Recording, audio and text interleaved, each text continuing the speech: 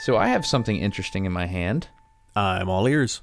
It is a Pikes Peak Prickly Pear soda from the Rocky Mountain Soda Company. Pikes Peak Prickly Pear. I like what they did there, for starters. Yeah. Is the Rocky Mountain Soda Company based out of Colorado Springs, Colorado? It's based out of Denver. Glencoe Street, Denver, Colorado. Oh, okay. All right. You know the soda parlor where we went for that. Wait, hold on. I'm gonna give you this moment. You ready? Did you hear that? I hate that sound. Do you hate that sound? I hate that. Like skin crawling. The only thing you could do that's worse is to pour alcohol real close to a microphone. There's something about that sound that Foley artists use on TV shows and movies where they're like, this sophisticated man is now going to pour a drink.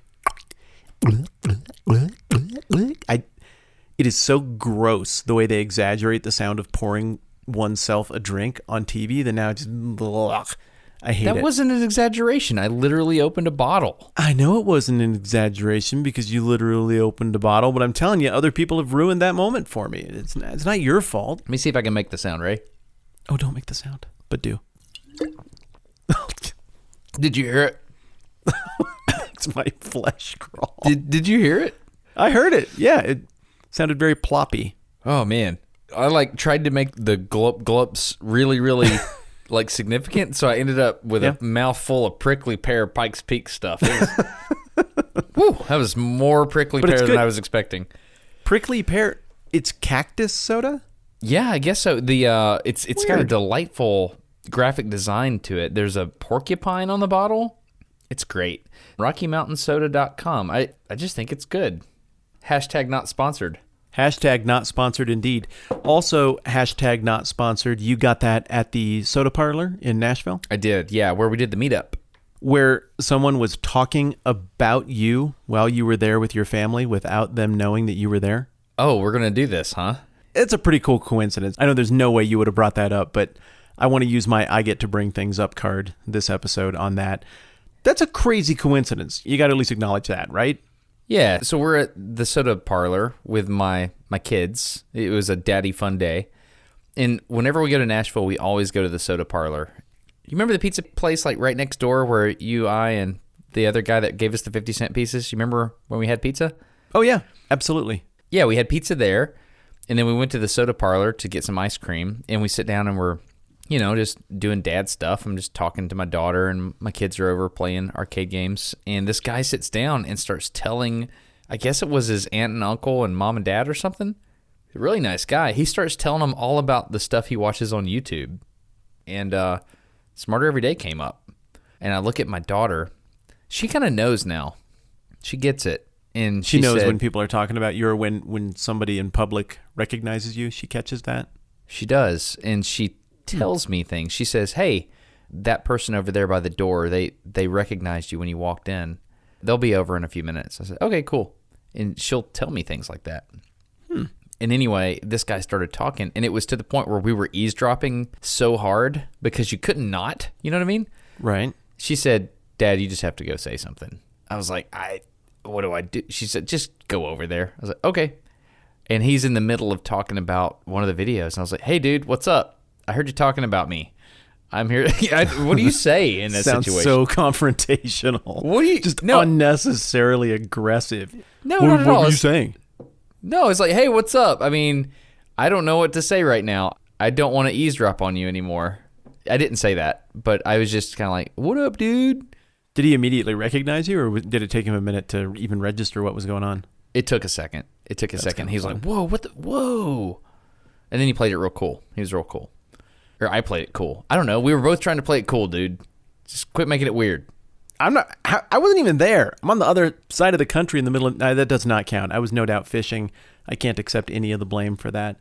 Okay, well, thank you for indulging me on that. I know that you don't go around trying to be famous and important, and you're actually very, very conscious of how that comes off. So I am sure that you manage that with the normal humility that you have every single time I've seen someone do that to you. And the couple of times that people have come up and thought that I was Jason Statham or Ben Stiller, I hope I have handled it just as well. Well, I told you that I signed autographs as John Cena in Africa one time, right? Did you really? I signed it.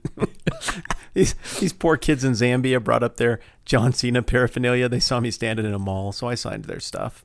That's awesome. So you're a pastor in a small town, and so you can't go to any restaurant without someone recognizing you, correct? That is correct. Okay, so one of our pastors was at Chick-fil-A the other day, and I went through the drive-thru, and they walk out, and I said, "Hey, how's it going?" And he looked at me like, "Oh, hey," and I was like, "I know that you get said hello to everywhere, so I'm just going to leave now. Bye." And they looked relieved. And it was like, that must be very difficult to be a prominent person in a small town and everybody knows who you are. Yeah. Oh, you're doing the thing. You're doing the thing where you don't want to say how the things are because people in small towns will listen to this. You're doing the thing. You are doing the thing. I was going to deny it because I know that usually when you think you know what's going on inside other people's brains, you're not even close, but you just keep doing it anyway, and you think sometime eventually you're going to be right. Yeah. This time around, you actually are right. The buffer bar is done buffering here, and my answer is it is 99% great going around town and seeing a bunch of people that you know from different contexts, and that's super. And every now and then it's maybe a little bit uncomfortable because of getting into the deep water on life stuff with people. How was that? Well, I think another thing is like, for example, at the university where I go, sometimes people will see me in the hall and they don't think about like, oh, he actually has class in 30 seconds. He has to go to the class. And you know what I mean? So sometimes you have places you have to be and you don't want to be a jerk. And you know how it is. Yeah, and I care about punctuality, but if I'm going through any open space where there are people between where I am and where I need to be on time, I mean, there's a chance that I'm just going to be late. And I have decided it's just better to talk with people who are nice people who I want to talk to and say hello than it is to hurry past them so that I can be just exactly on time to a meeting. But yeah, that can happen. Late has become a part of my habit. And you might say, just leave more time. Well, I do leave more time. I don't know, it's a small town. People talk to each other. It's kind of nice. That is kind of nice. Yeah. I like that a lot. I do too. Yeah, we do things here like that too. Like you go to the grocery store, you see your history teacher from 7th grade. That's awesome, you know? Sure. Lou Ann Carlisle? No, Coach Williams. But you know what? I've been right at other times when I threw stuff like that out, and it was amazing. So I'm just going to keep trying. Never forget the Daryl incident. Daryl. Yeah, that's right. Okay. That's right. Yeah, well. So, all right. You've had huge adventures here the last couple of weeks. You had an internet adventure, and you had an airplane adventure, and I want to talk about them both. So which one would you like to talk about first? Internet False, or airplane? The airplane. Okay, we're going airplane first. Okay, yeah. So what was it, last year? You got to fly in a T-38? That's 2 years ago now? Yeah, it's a couple years ago. The Air Force, somebody from the Air Force asked me if I'd like to, they actually listened, they're in the third chair right now. They asked me if I'd like to fly in a T-38. Supa's like... Third chair question, what is a T-38? A T-38 is a training jet. It's a supersonic trainer. And what they don't tell you when you hear that it's a supersonic trainer is that it's supersonic when it's going downhill, so to speak. When it's pointed down towards the earth and you're using gravity to help you, that beast can get supersonic. But it's a really cool aircraft. And it's got a very tight center of gravity, so it's really good at rolling and spinning and stuff like that. But it's a fast bird. And so the T-38 was incredible. We get to do all kinds of neat things like, we did what's called a clothoid spiral. If you were just to fly straight and level and you pull the stick back and do a loop, it's not a circular loop because you have what fighter pilots call God's G pulling you down. And so the loop is more vertical than it is wide. It's an interesting thing. Yeah. Okay. So like a cursive letter L. Exactly. Yeah. Okay. And did you break the sound barrier when you were in the T-38? Did not. Going downhill? What is that, like 700 and change miles per hour? It depends on the altitude, actually. It depends on the density of the air. So if you think about it, the more dense the air is, the closer the molecules are. And so I like to think of it this way. A solid, like the speed of sound in a solid, like this table, the speed of sound in that table is faster than in air, right? Because you have to think about one molecule hitting another. You with me? Okay, so the more dense, the faster that wave travels? Yes, exactly. Yep. Okay.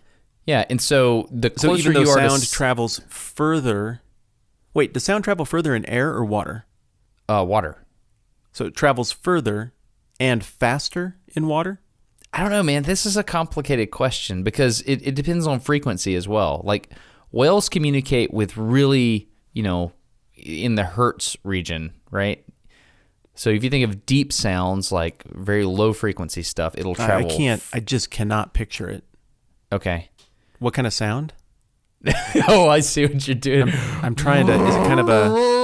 I don't know. Sorry, I was going through a tunnel. I didn't hear it. Can you do it again? I cannot. I'm sorry. I'm just going to drink some more prickly pear juice here. Yeah, I cannot do it again. Was that a muskox? I don't know what that was. was. Worst whale sound I've ever heard in my life. I don't know. It was kind of good. It was simultaneously the best whale sound you've ever heard in your life. It's awful. Okay. All right. So low frequency, you're telling me, would travel faster and further in water than it would in air? That's my understanding. Yes. Well, no, not faster. So the speed of sound is constant, I would think, in different media. Man, you're going to get me lying, dude. You're going to get me saying something that's not right. Oh, okay. I trust your brain on an off day better than I trust my brain on my best day looking at results on Google. But to me, my intuition tells me that sound would travel at different velocities through different densities. Yes. So, for example, when I hear the crack of a bat in very cold weather, I feel like that delay is less than on a real hot, humid, muggy day. That's true. But maybe I'm getting that backwards. No, that is true. Yeah. Yeah. You said the same thing I said earlier. So the more dense... You said the bad thing? No, the density thing. The more dense gotcha. the fluid, the faster the speed of sound through it. And so you asked the question, what is the speed of sound in air? And I said it depends on your altitude, because the higher up you go, the less dense the air, right? Mm-hmm. So that's one of the things I did. I was honored with the opportunity to fly with the Air Force Thunderbirds in an F-16. Like the ones that go over sporting events? Yeah. Whoa. They do that kind of thing. The really cool looking paint job. You got the red and the white and the blue, you got the little Thunderbird on the bottom. It's really cool. They had a different name, and they changed it in the 50s to Thunderbirds. They thought it was something like Star or something, but whatever they changed you say it. Next is lame. Yeah. Thunderbirds is good. Thunderbirds is good, exactly. And so, anyway, they said, do you want to go fly in Mississippi with the Thunderbirds? They call it a FAM flight, a familiarization flight, or I don't know what you call it. It was a tremendous honor is what it was.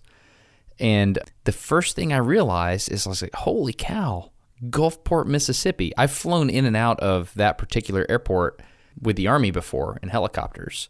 And so I was like, I know where that's at. That's right on the coast, which means we could possibly break the sound barrier, because you cannot break the sound barrier over residential areas because it'll blow out windows and stuff like that. Does it really do that?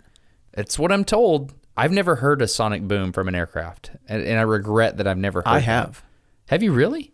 I have. When I was a kid living in Maquoketa, Iowa, home of Sage Rosenfels, backup NFL quarterback, there I was upstairs in my little kind of attic room. This would have been, call it third grade, maybe fourth grade.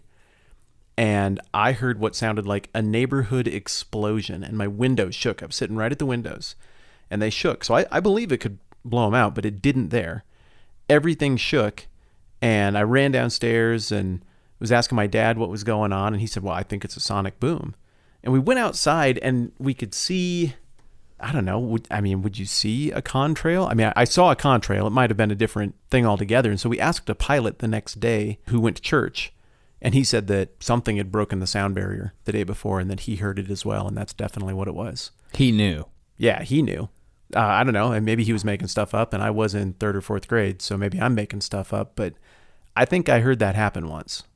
That's awesome, dude. That is really cool. Got my attention. Yeah. Yeah, so I've got a chart pulled up here. It says at sea level, the speed of sound is about 761 miles per hour. What unit would you like? Knots is 661. 761 miles per hour at sea level? At sea level, yes.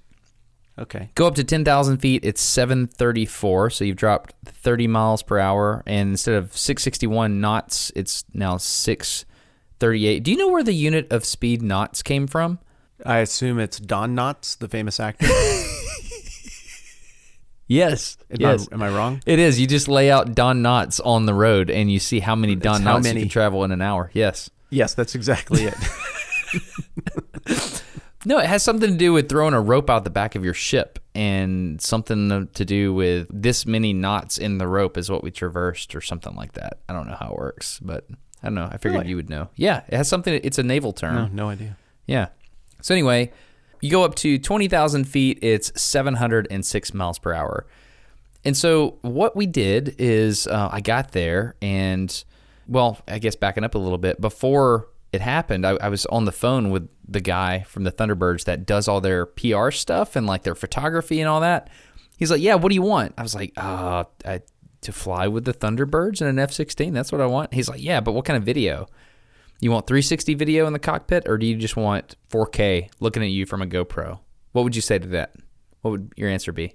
You can't have both?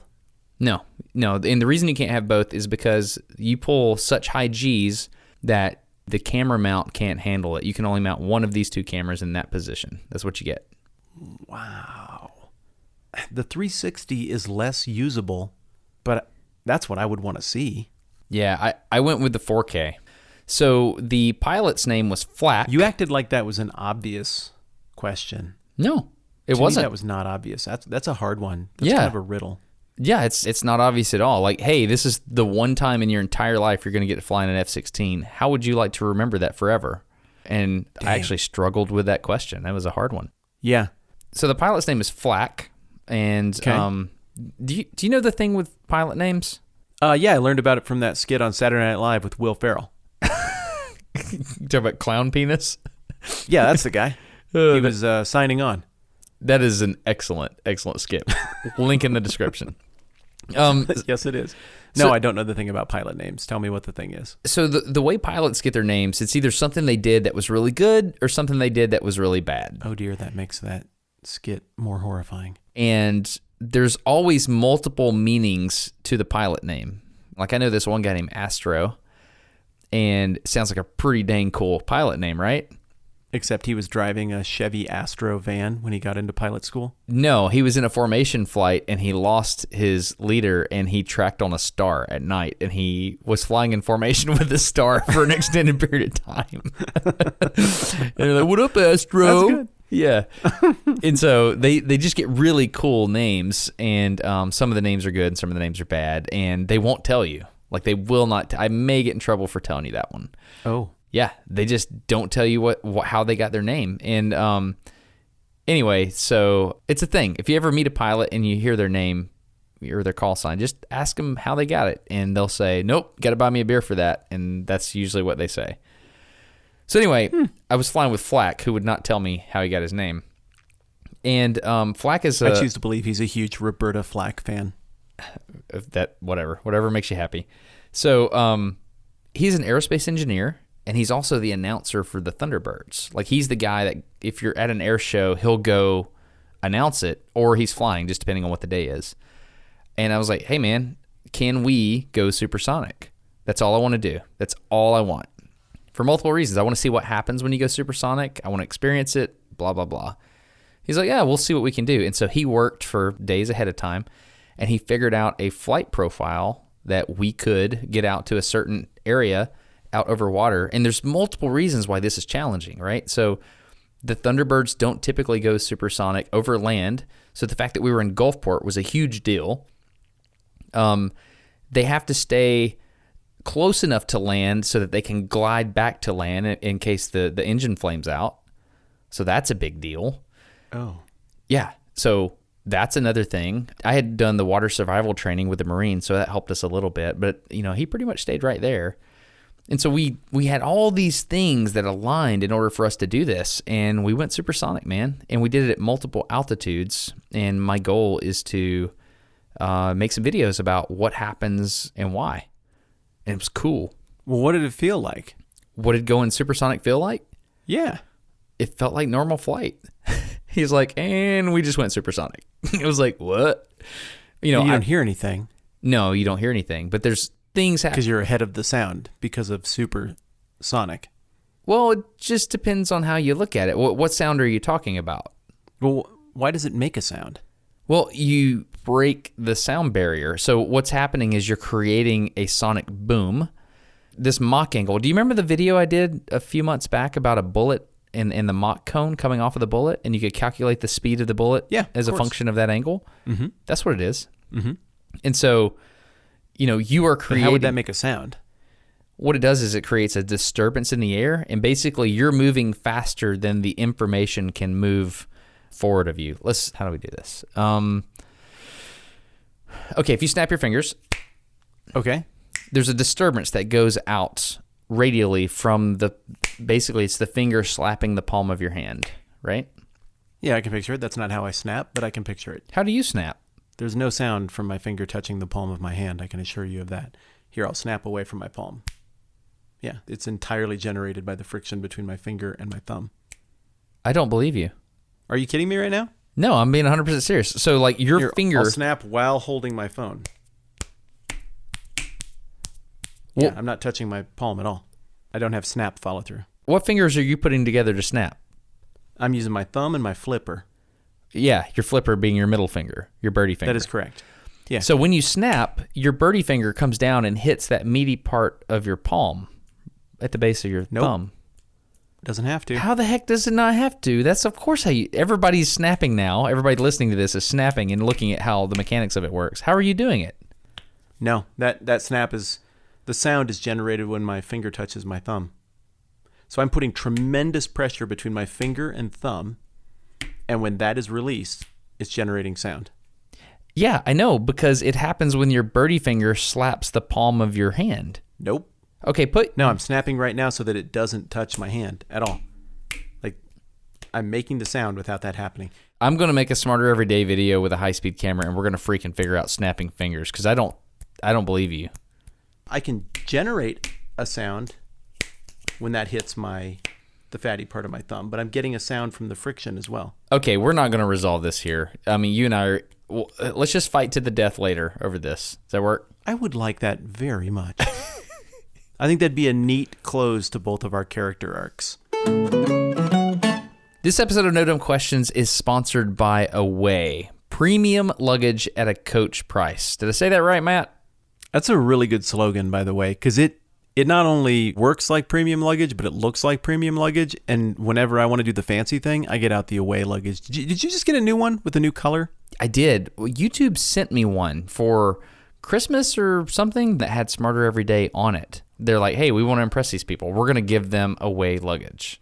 Yeah, YouTube doesn't send me stuff, but Away sent me a new piece of luggage, and it is awesome. It's like that kind of desert camo tan. Oh, you went with the tan one. It looks really modern and really slick. I don't know when they came up with it, but I saw that they had it as an option, and I jumped all over it because it looks rugged and tough and sweet. And it's a little bit bigger than my last one. My last one was yours, so I got to get this one actually out of the box. Have you unboxed a new Away bag before? You know, I haven't. It comes in like this, it's not burlap, but it's this really nice, like almost laundry bag. That's what I saved it and used it for. It was a laundry bag. It's super nice. And so it comes, it's all pristine. It feels like you're getting something shipped to you from a museum. And it's the kind of thing where you get it out of the box and it does the board game box foomp. Do you know the one I mean? Got the one. You pull it out and the suction goes foomp. That's important. It is important to me. Like the unboxing process is part of the joy of getting something new. So is it the bigger carry-on or the carry-on? I think mine is the bigger carry-on. We have decided that it's time to get the medium at the Sandlin house. I can't just stay ahead of you for like one thing. No, go ahead. You know what? While you're at it, why don't you have head hair too, you jerk? No, dude. We like it so much. We recently went on a trip and I was like, oh man. And we had like way more stuff than we thought. And we had an old bag and then we had the Away bag. and we took them side by side on the same trip. This is not an exaggeration. This was up to Montana. By the end of the Montana trip, the normal bag was broken in pieces. It ended up in a dumpster at a Holiday Inn. We're like, no, we're just not. And we just threw it away. Do we have a promo code we can tell people? We do. awaytravel.com/NDQ19. And then the promo code is NDQ19. You get $20 off any suitcase. Yeah. So the cool thing about going to the website is you can pick out the exact color that you want. And you can even add different features and stuff like that. You can personalize it by adding your own like monogram. You can add your letters to a tag or to the suitcase itself, which is cool. Have you set the code on yours? No, I don't do things like that, but I need to start taking greater precautions, so I probably need to get to it. Was it easy? It was super easy. The lock on the top of this thing is super easy to set, and I set all 3 of the away bags we have like super quickly. It's simple. You should do it. Just take out the little card. All right, I need to go do it. Yeah, take out the card, and it tells you how to do it right there. It's really way easier than you would think. I saw the card. I was lazy. Did you watch Transformers growing up, or was that just Claggett and I? I did watch Transformers. Okay, in the comic books, I don't think they covered this in Transformers, but in the comic books, they tried to account for how Megatron could be a giant 2-story robot, but then transform into a tiny little gun. And so they invented this thing called the pocket dimension, where extra matter can be stored. Oh, that's nice. And I think Away has tapped into the pocket dimension because it's the only luggage I've ever had where it seems to not matter how much crap I heap in there. It somehow still closes. It's like there's a vortex where more matter can fit inside my Away suitcase than can fit outside it. Does this seem like an exaggeration, or does it feel like you can just fit everything you want in there? Everything you want can go in there.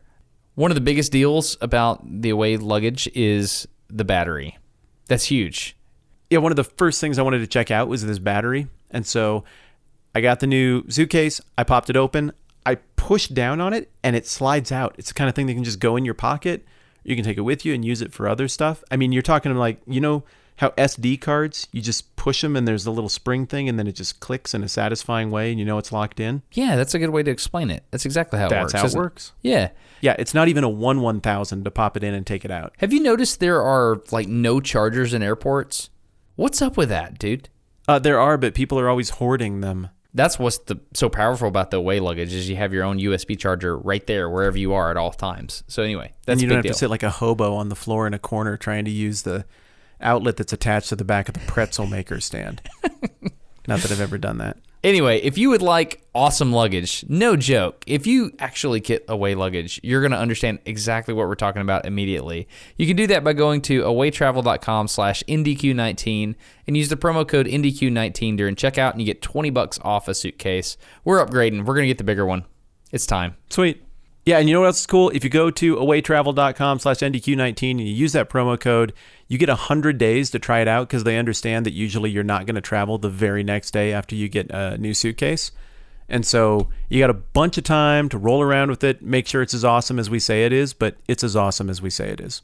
Yeah, seriously, awaytravel.com. This is life-changing luggage. You don't really understand until you get it, and then you'll completely understand. It's amazing. Thanks to Away for supporting the podcast, and thanks to all of you who support the podcast by doing business with Away. It's great stuff. Let's get back to the conversation. Rock and roll. Where are we at? Did we break the sound barrier, and then we went to snapping, and then what are we doing now? You were saying that I snap my fingers, and there is a radial explosion of air event that happens when I do that. Okay, so imagine you're able to move faster than that radial explosion of air. Okay. So what would happen is you would outrun the compression wave, and that in turn creates its own compression wave. Outrunning it creates its own compression wave? Yeah. So if I were to snap, and then you think about that spherical compression wave going through the air. Okay. What if I were just to run faster than that compression wave? I've seen you run. It couldn't happen, I acknowledge. But you would basically make your own compression wave that would initiate at the leading edge of my face or whatever. Okay. I just thought about all the things on my body that would be at the leading edge breaking the sound barrier. Go with your face. It'd be nose and nipples is what it'd be. Yeah. So Depending on your excitement level. Yes, exactly. So nose and nipples. Now it'd pretty much always be nose and nipples. This is going well. This is going well. All right, so long story short, we broke the sound barrier. I'm not going to be able to explain it without drawing for you, so I'll do that in a video. Okay, hold up. Am I frustrating you? I just want to break the sound barrier with the Thunderbirds. I just want to know things. I want to get more intelligent every hour. Let's do it. So you have this wave that is going out. I mean, would that be unlike the wave created by a boat? No, it's very similar, actually. Okay. Yeah. So then, if another boat came right behind you in your wake... That's actually a very, very good analogy. Okay, so let's think about... So snapping is akin to dropping a rock in the water, right? Mm-hmm. Okay, so if we were to watch the waves that move out from the rock, well done. That's a very good metaphor. Thanks, buddy. You see the waves come out from the rock in a radial pattern. Well, what happens if you move your boat faster than those waves can move? Yeah, man, that's exactly what I was driving at. Well done. Yeah, that helps me understand it. Thank you. What's happening then is you have a collision of two separate activities that usually would never collide. And so that unusual collision would cause such a disruption to both of the natural distribution of that energy that you get something weird. That's what you're telling me. Yeah, and what's interesting is, this metaphor can play out even further. So my son and I were on the banks fishing yesterday, and a boat came speeding by, and all of a sudden we got these waves that came all the way to shore, and they would slam into the shore, and we could hear them, bam, bam, bam, right? And that would be the metaphorical shock wave going down to the ground and breaking windows in people's houses. You see? And so, yeah, I love that metaphor. Do I have permission to use that henceforth and act like it was some fancy thing that I learned in aerospace engineering school? You know you do. Because it's better than any analogy I've ever heard.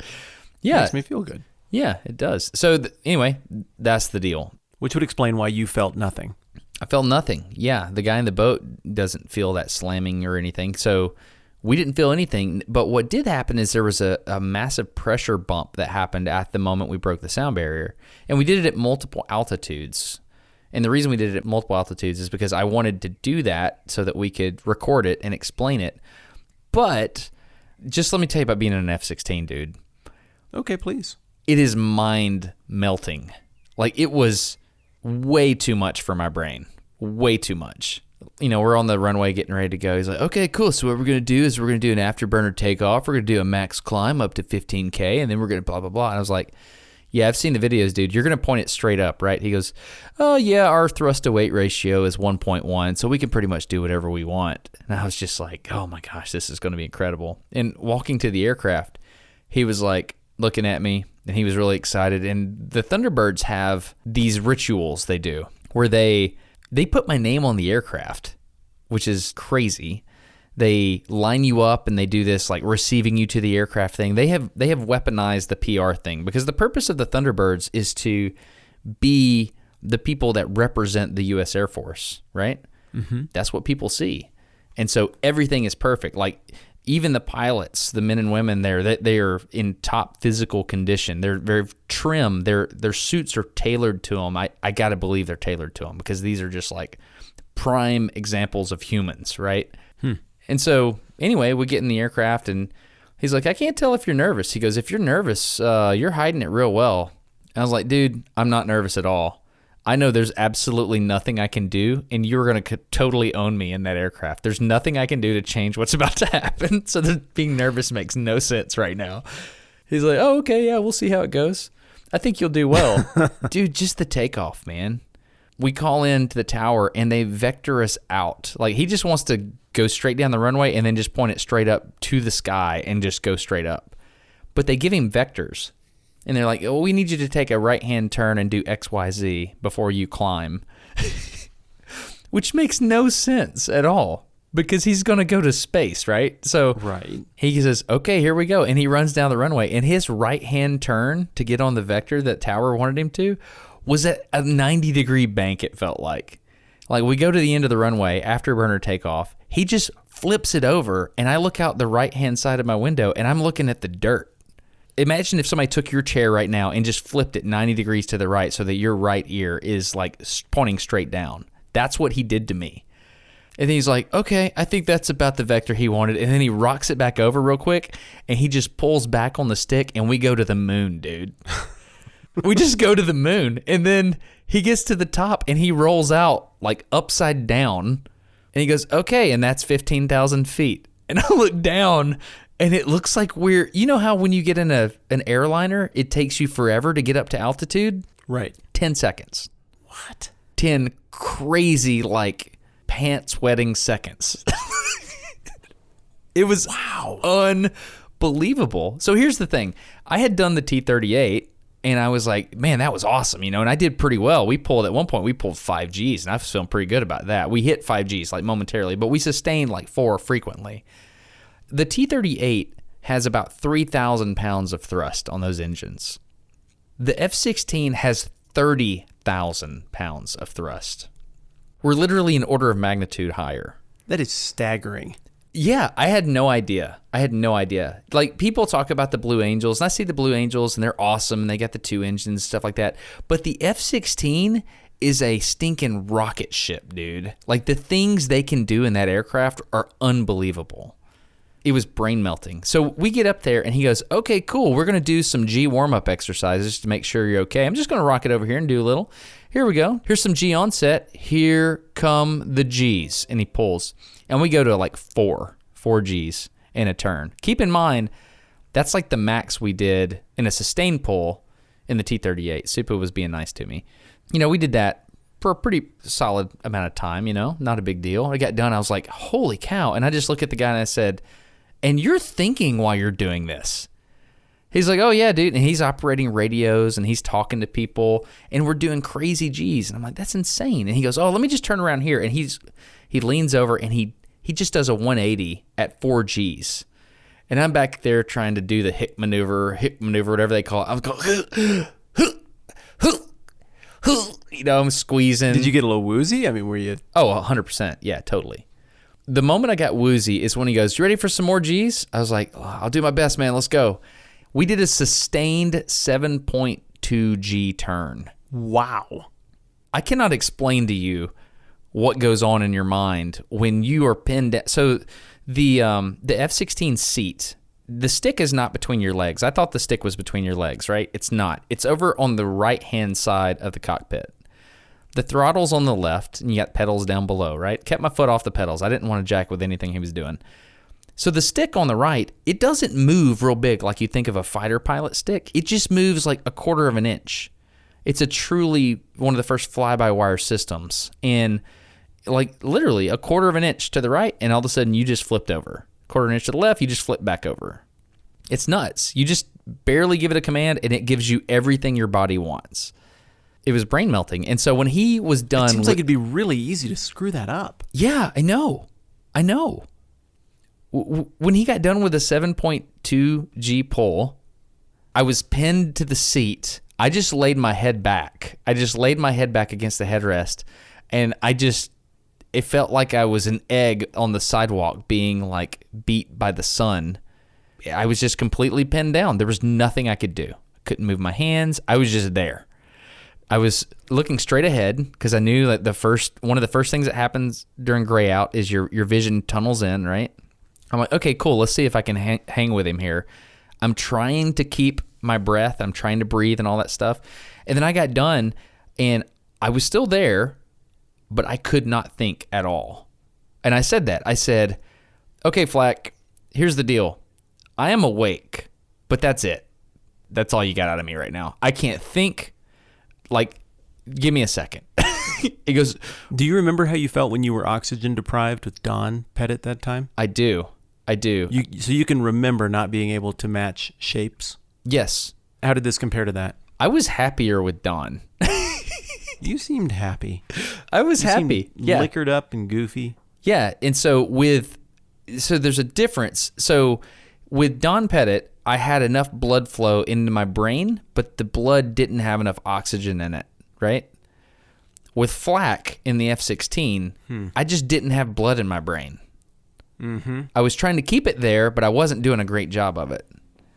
it was crazy, dude.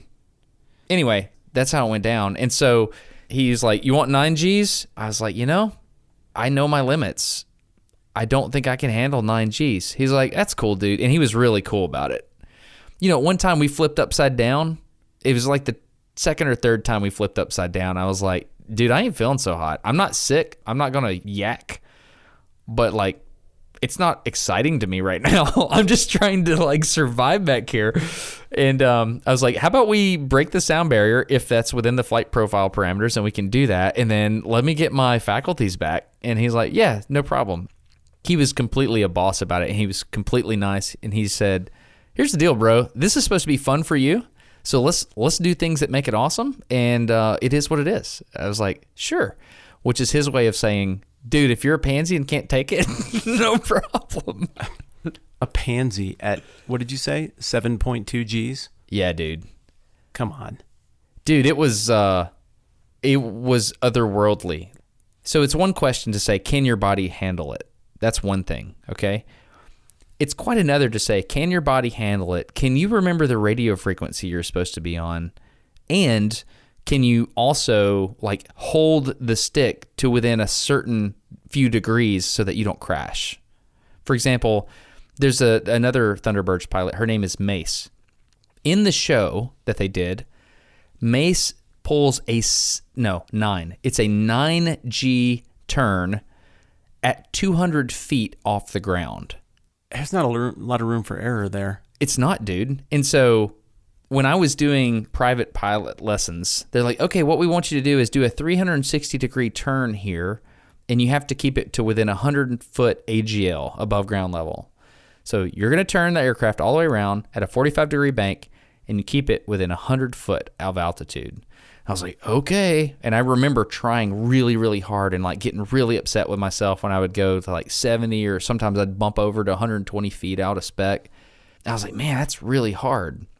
And then I'm talking to Mace, and they're like, yeah, this is Mace. She does the 9G pull in the show. I was like, so you pull 9Gs in the show? She's like, yeah. I was like, well, what altitude do you do that at? She's like, 200. Man. I was like, 200 what? She's like, 200 feet.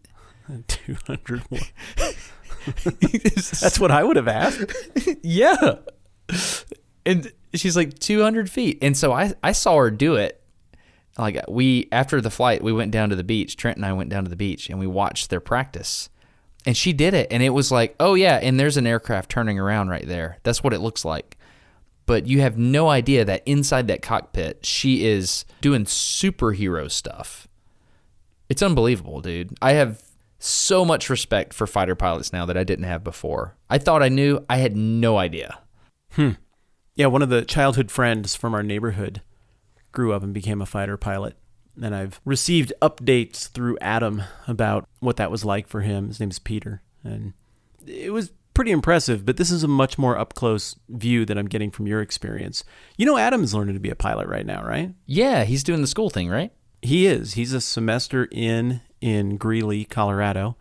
And I think he just finished all his tests. He did really well. Really well. A guy went all in, serious student, nailed all of his exams and everything. But it's really fun because, every night, every other night, he'll give me a call and tell me just about what it was like learning to be a pilot today and how he screwed up and what he's going to do different next time and why the conditions that normal pilots could fly in were too unsafe for a rookie to fly in. And it's been pretty fascinating learning or hearing about Adam's experience of learning how to fly simple little modest planes and then comparing what I've heard from him lately to what you just told me.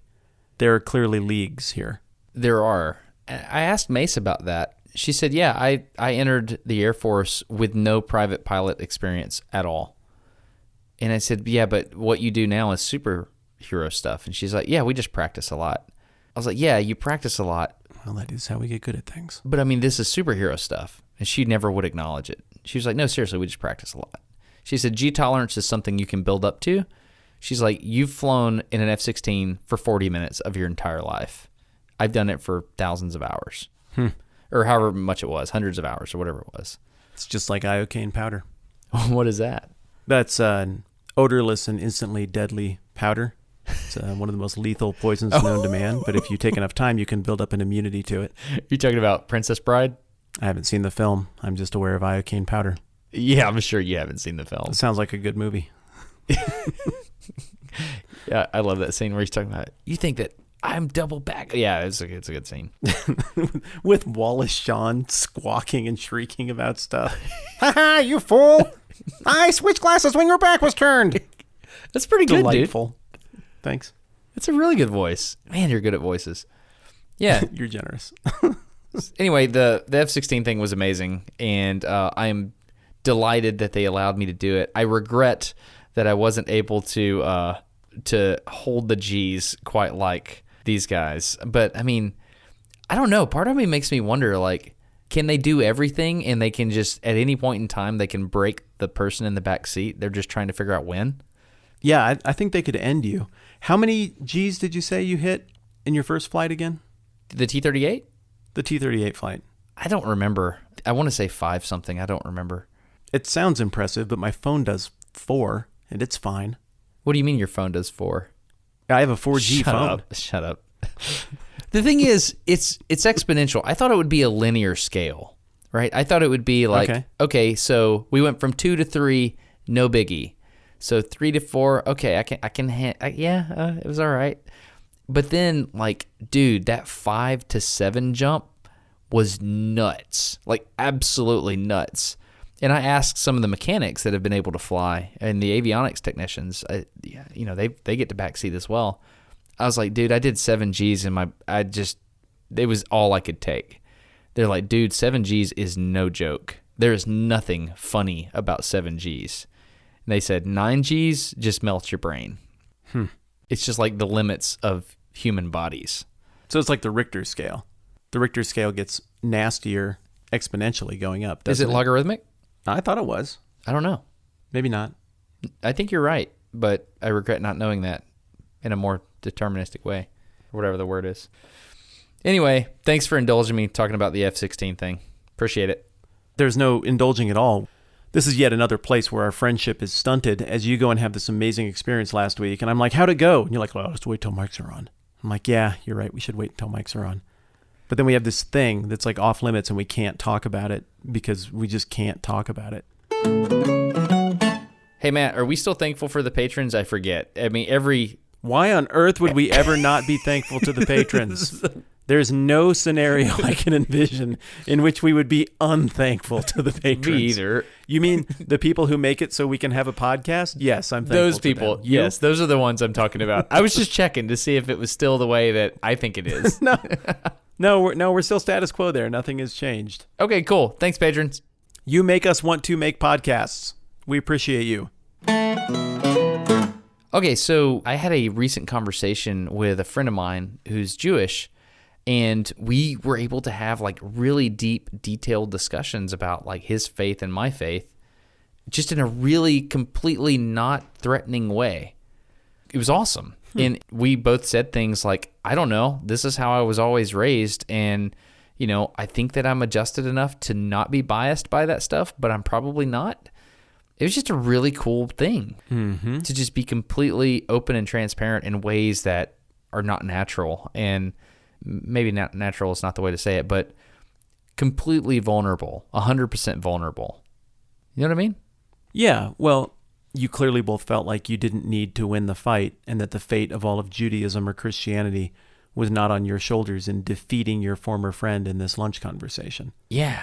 And when you don't feel that pressure, you get better results from your conversation. But it was really refreshing to like sit down and both want the best for each other. And I don't know, I sound like I'm brainwashing people right now by explaining this, but I'm not.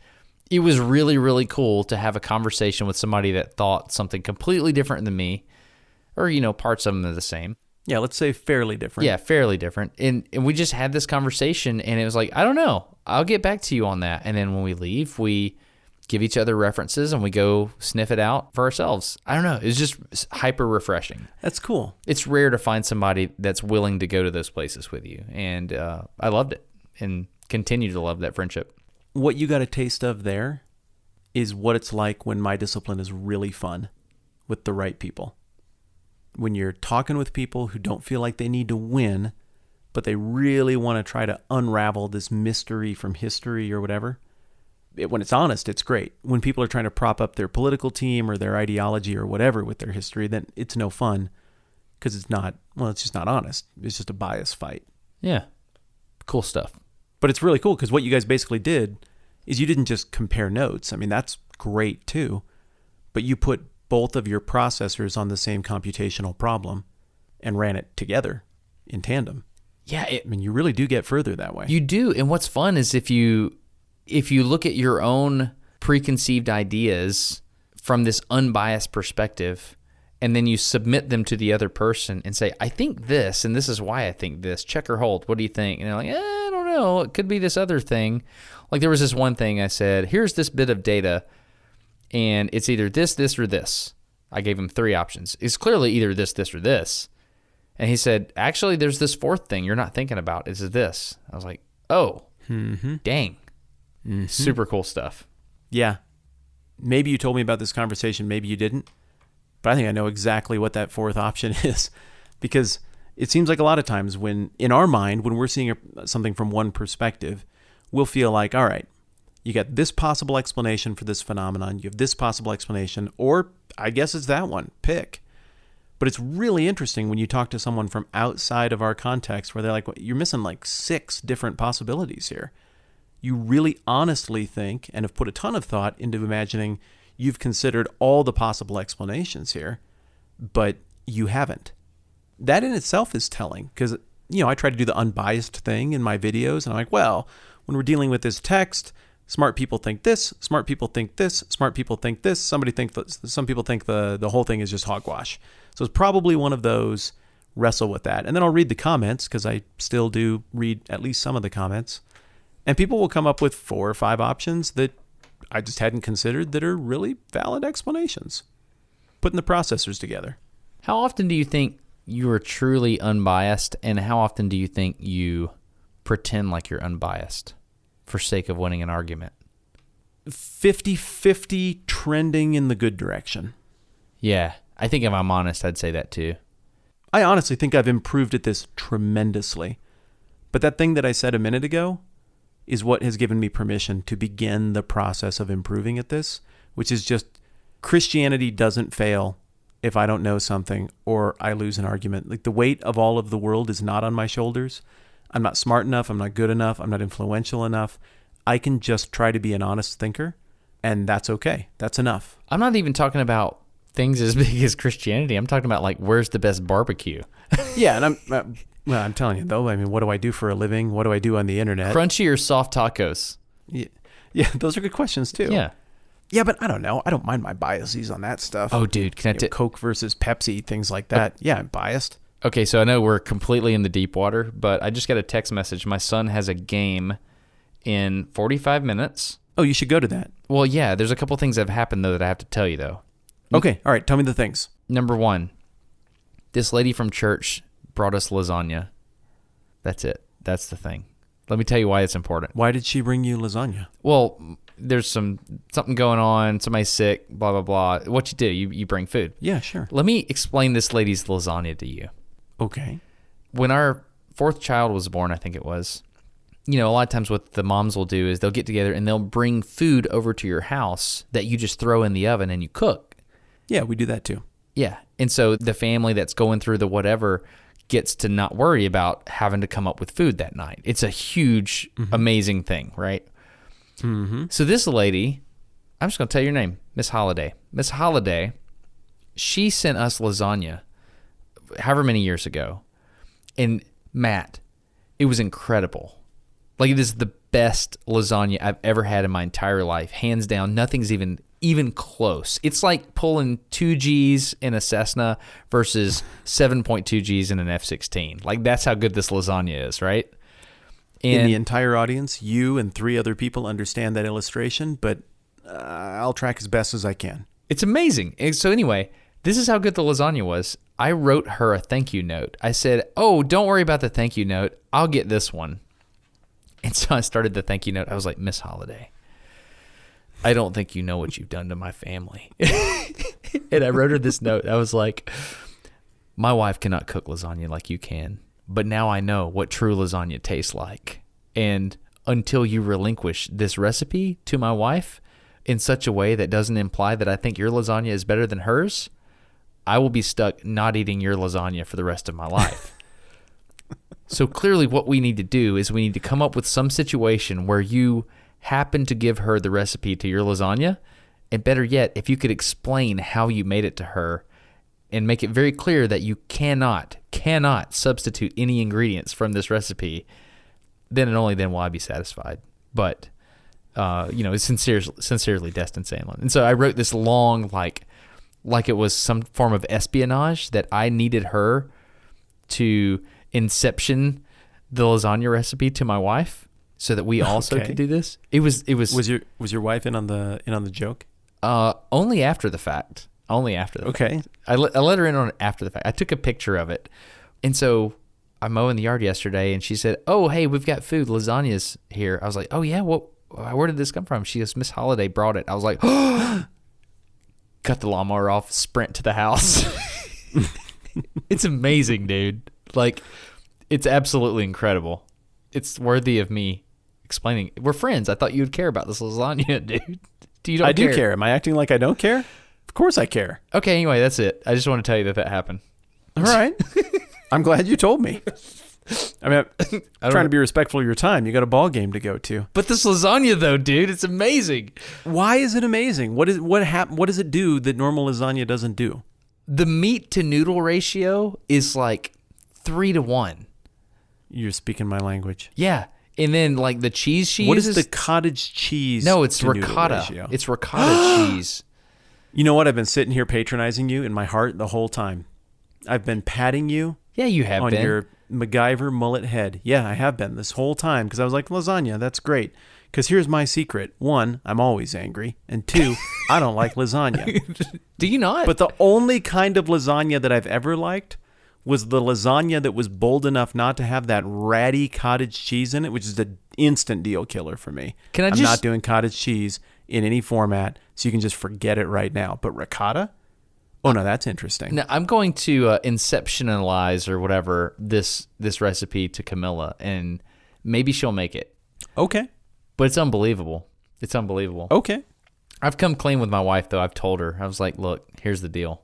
I need you to go to her house, and I need you to show up with every ingredient she tells you to, and I just need you to listen and just watch her make this and figure out how to do it, because we have to take this forward to the next generation.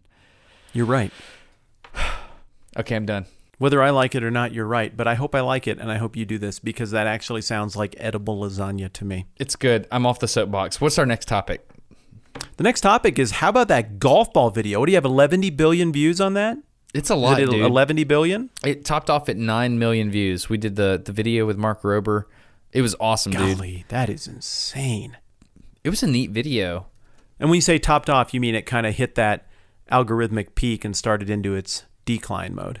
Yes, exactly. It went for a week. There was a moment there where it was getting 100,000 views an hour, which is crazy.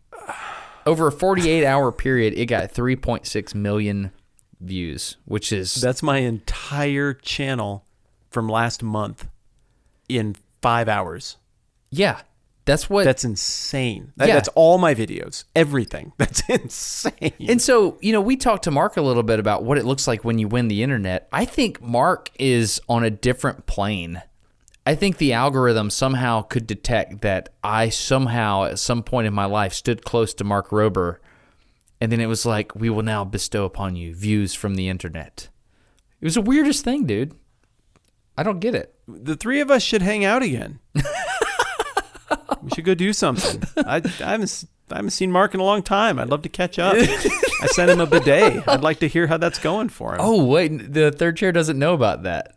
Have we not talked about this? We have not talked about this. All guests appearing on No Dumb Questions receive 1 complimentary bidet. Put warm water in your butt and remind yourself of the joy of being on No Dumb Questions. Everybody gets a bidet. It's actually a thing. Yeah. Yeah, everybody wants to be on the show now. Yeah, we started doing that. But, I mean, we just can't assume that people listen to No Dumb Questions before coming on the show. Because most of the time we call people out of left field and we're like, hey, would you do this, consider doing this thing? Did you give Lee one? Oh, yeah. Lee got a bidet. He's got warm water in his butt. It's just simple instruction. I gave a Lee, thank you for being on our program. Put this in your butt. Sincerely, Matt. I gave you did you write that? You did, didn't you? Yeah, that's a note I sent him. I gave one to a friend After of mine. the things he said into a microphone on the air with us, I think he can handle that phraseology. Yeah, I gave one to a friend of mine, and he got really nervous. He's like, I've never received something this intimate from a person before. I was like, just do it. It'll change your life. You know what we should do? It is. It's a lifestyle. We should put an Amazon link. Like Amazon has an affiliate program, and like you can support the podcast if you do use that link. Really? We get paid if we send people there? Yeah, I think so. We should do that. We've been goofing around about this bidet thing long enough.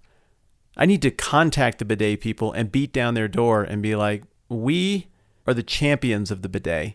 That's what we need to do. Yeah. We need to be sponsored by them. That's what needs to happen. Yes, we do. It's time. I'm not aware of any podcasts that are sponsored by bidets. This could change the world. It changed my world. It's magic, and I don't want to... You realize this is a movement. It is a movement. There's no better word to describe what happens with a bidet than a movement. No, I'm talking about like, there's people right now listening. They're like, these guys are weird, and they just don't know. Oh. You think so? No, they don't know. They don't know. No. Until the warm water... It has to be warm water. Until you open yourself to the world. So my dad used to do this thing. Water. He had a bidet. He installed it in the front bathroom, the guest bathroom. And it was cold water. It was cold water. The reason he did it is because he read the Amazon reviews, and they said things like, if the Navy could target like this bidet, there would be no more war. You know, like the Amazon reviews. Let's just read the reviews. Let's just do it right now. You have a baseball game. I've got, let's say 10 minutes. Okay. All right. Okay, while we're headed over there, the golf ball video, the feedback on that has been awesome. Oh, yeah. Yeah, it's good. Across the board. It was just a really fun video. I really enjoyed it. I mean, it was just a blast. I think what I told you, how I described it, is that video went down real easy. Yeah, it was just, there was never any reason to turn it off. There was never any reason to check my phone. There was some nice science in there. Yep, learned some stuff. Yep, plastic elasticity. Yep, whatever. Smash some more balls. Awesome. It was great. I learned some things, saw some things get smashed. Everybody was having super fun. It was just a really enjoyable video. My daughter learned what elastic versus plastic deformation was. Like, I asked her the following day. I was like, "Hey, what did you think about that video?" She said, "Oh, it was fun." I was like, "Oh, okay, cool." I was like, "Did you learn anything?" "Yeah, I learned about the elastic and plastic deformation." And I was like, "Yes, it did the thing I wanted it to do."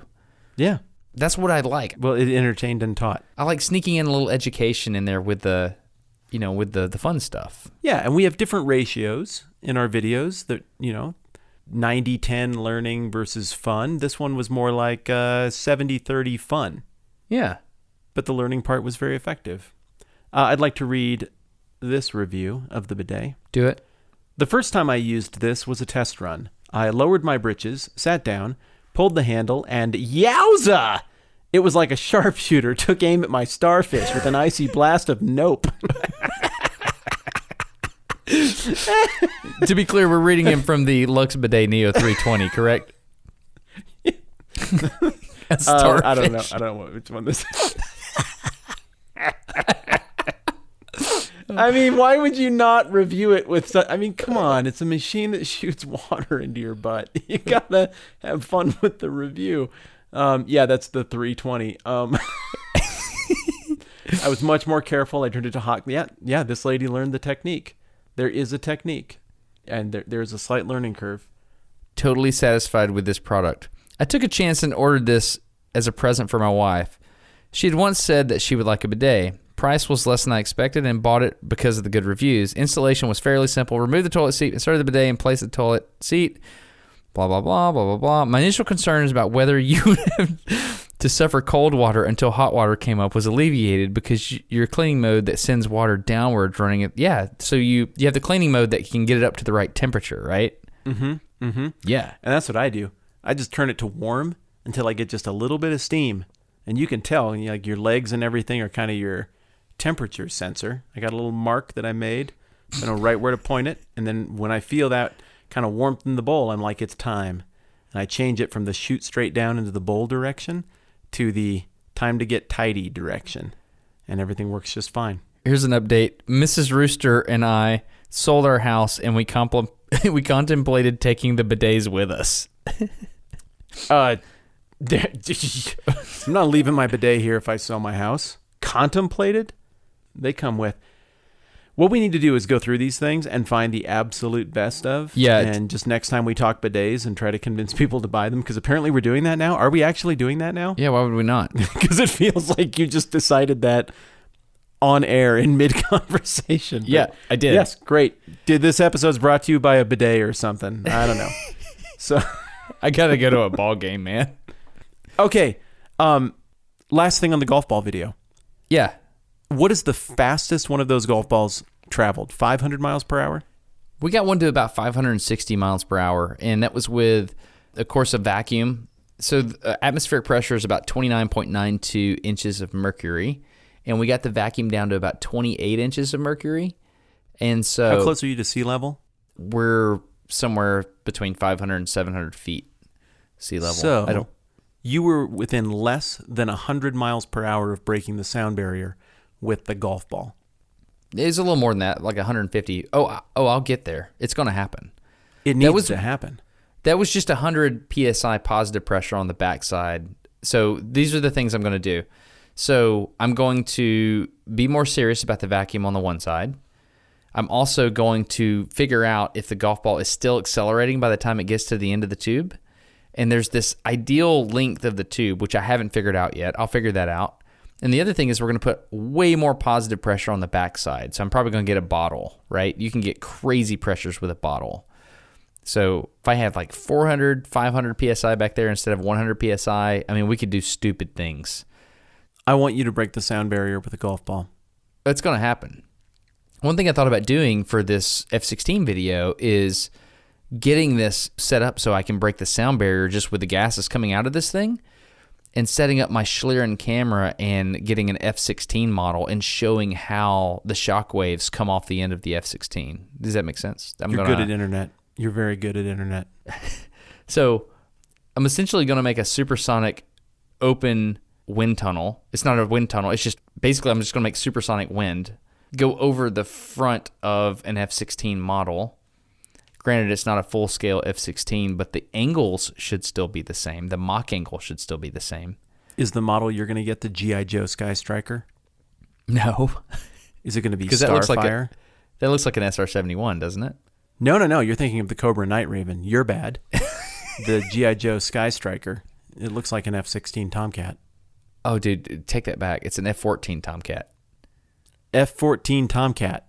That's what I meant. There honestly was a slip of the tongue because I know it's the 1980s. It's unacceptable. Yeah. Dang it! Come on. Like even like 9-year-old me knew that because of G.I. Joe. We just said F-16 a lot today. I know better. Come on. You said you can't hold that against me. You said you're bad. I'm just saying you're bad. It's just how we do things. I deserved it. Here's what we're gonna do before I leave.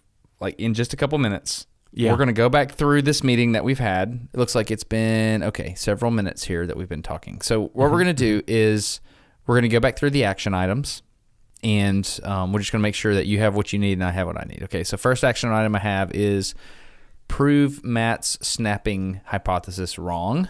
Okay. My action item is find out how much the F-14 Tomcat Sky Striker model from G.I. Joe is, so I can send it to you. Get that on eBay. Okay. Oh, I've got another action item here. It's like work the word starfish into my vernacular on a more regular basis. Okay. Let's see what else. I'm writing all this down. Last item I have here. I don't have another item. I'm sitting here trying to think of stuff. I'm done. I literally wrote the word starfish on my list here on my desk because that is how copious I'm being. I'm absolutely holding up my end of the bargain here. Oh, no, actionable. We need to go figure out the Amazon affiliate link to see if we actually can be sponsored by a bidet. That would be amazing. Yeah, I just wrote that down. Okay, cool. That makes it a thing then. Yeah, that's on the list. All right, you flew in a plane. You made a golf ball video. We talked about some stuff. I think everybody's a winner here. Yeah, and you taught me about, the last item here is I'm going to use your boat analogy next time I'm trying to explain a shockwave to people, because that was a very good one. Thank you for that. Destin steel boat analogy. Steel Good. boat now. Yep, that's right. Yep, There, got it. I wrote down all the things. All right, buddy. I think we're done here. This is a good meeting. I Thank think you. we're done here. Yeah, have fun at the ball game, buddy. We'll talk to you soon. Later.